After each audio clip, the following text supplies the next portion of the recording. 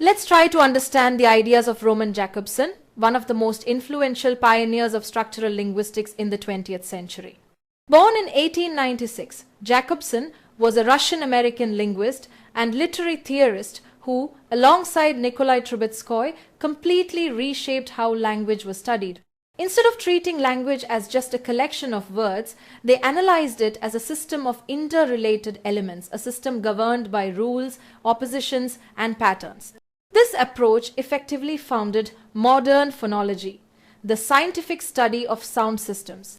Pause here and note this: Jakobson didn't stop at phonology. He extended his principles to syntax, morphology, and semantics, showing that language could be studied structurally at every level.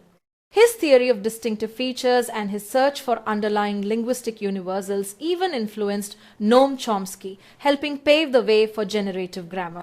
This shows how Jakobson served as a bridge between classical structuralism and modern transformational linguistics. Jakobson's influence went far beyond linguistics. Thinkers like Claude Lévi-Strauss in anthropology and Roland Barthes in literary theory borrowed from his methods, and in literary criticism, Jakobson gave us one of the most important exam-focused ideas. He said, "The object of study in literary science is not literature, but literariness, asked in exam." In other words, critics shouldn't study literature in general, but the specific features that make a text literary. Can you recall what those features are? Jakobson pointed to the formal devices and language functions that separate literary writing from ordinary communication. This redirection of attention became a cornerstone of structuralist poetics. And here's something students often miss.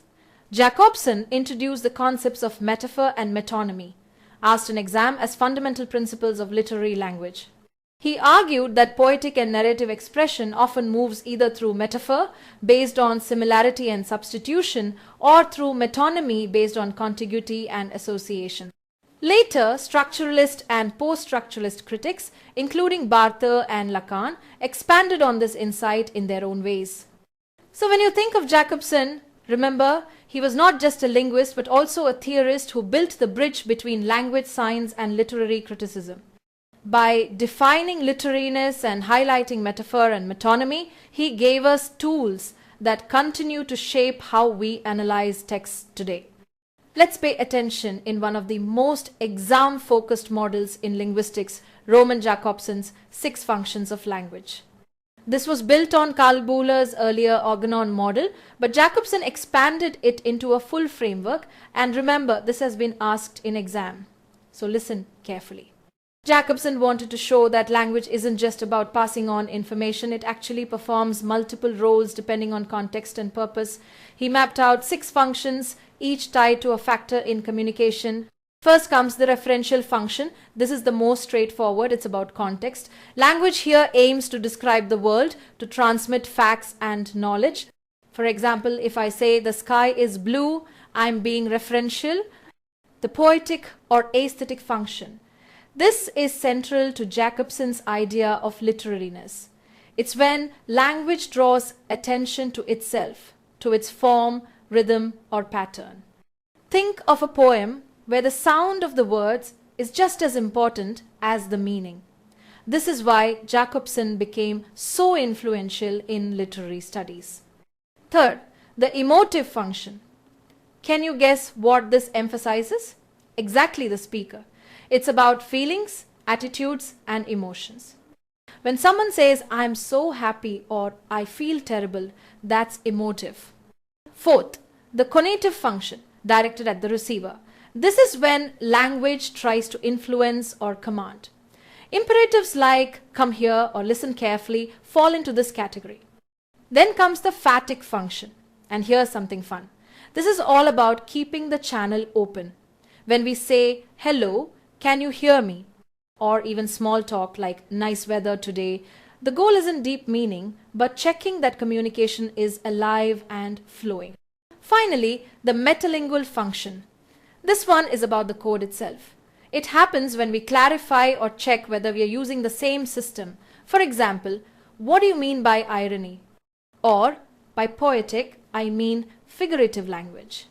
Pause here and note this down. Jakobson's model reveals that language is never one-dimensional. It is cognitive, expressive, social, and aesthetic all at once. And his focus on the poetic function changed how structuralists studied literature, because it pushed critics to analyze the devices and patterns that make texts literary. Let's now focus on Roman Jakobson's famous model of communication. According to him, successful communication depends on 6 fundamental elements working together. First, there is the context, the subject matter or situation being referred to. Second, the addresser or sender, the one who initiates the message. Third, the addressee or receiver, the one who interprets it. Fourth, there is contact, the physical or psychological channel that makes interaction possible. Fifth, the code, a shared language or system of signs that both sides must know. And finally, the message itself, the structured content being communicated. Pause here and note this down. Each of these 6 elements connects with what Jakobson calls the functions of language. For example, the addresser links to the emotive function, the addressee to the conative function, the context to the referential function, the code to the metalingual function, the contact to the phatic function, and the message to the poetic function. This is a golden trick for exams, remember? Communication for Jakobson is not one-dimensional, it's dynamic and multifaceted.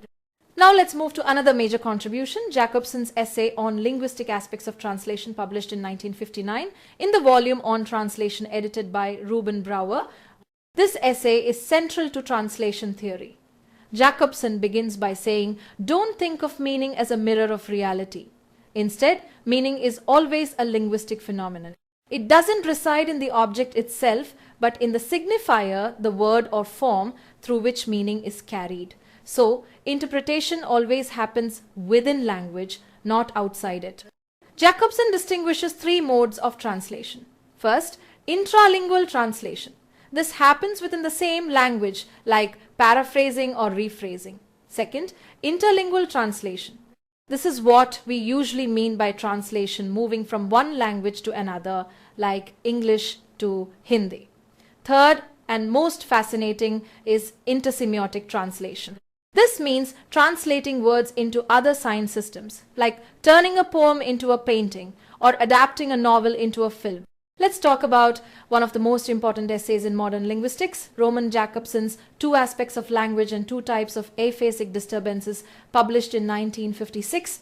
This essay is famous because it gave us 2 terms that often appear in your exam, metaphor and metonymy. Asked in exam, but here's the twist. Jakobson didn't treat them as just figures of speech or decorative ornaments.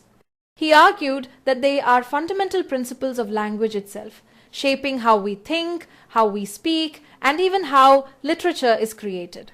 Pause here and note this down. Metaphor works through similarity. If I say 3 ships are ploughing the sea, the act of ploughing is metaphorically applied to ships because their movement is similar to a plough cutting through soil. On the other hand, metonymy works through contiguity or association. Think of the crown representing monarchy or sails representing ships. And yes, synecdoche, where a part stands in for the whole, is a type of metonymy.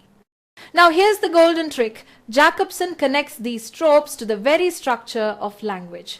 He explains that metaphor corresponds to selection along the paradigmatic axis, where you choose one word out of many possible substitutes.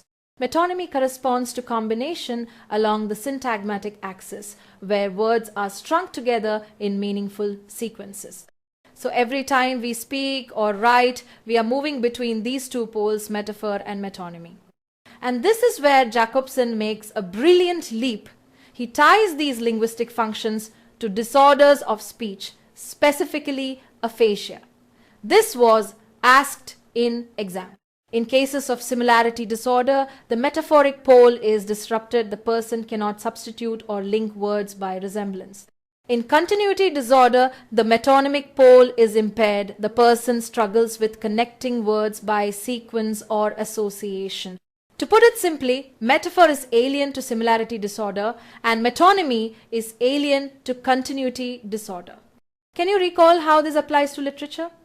Jakobson says that poetry, romanticism, and symbolism lean heavily on metaphor because they thrive on analogy and substitution. Prose, realism, and much of narrative art lean on metonymy because they emphasize connections, context, and the flow of events. This balance of metaphor and metonymy, Jakobson argued, structures not just language but also thought and culture itself. Pause here. This is a UGC NET classic. By putting metaphor and metonymy on equal footing, Jakobson challenged the old idea that metaphor was superior. He showed that both are equally powerful and both shape human expression at its deepest level.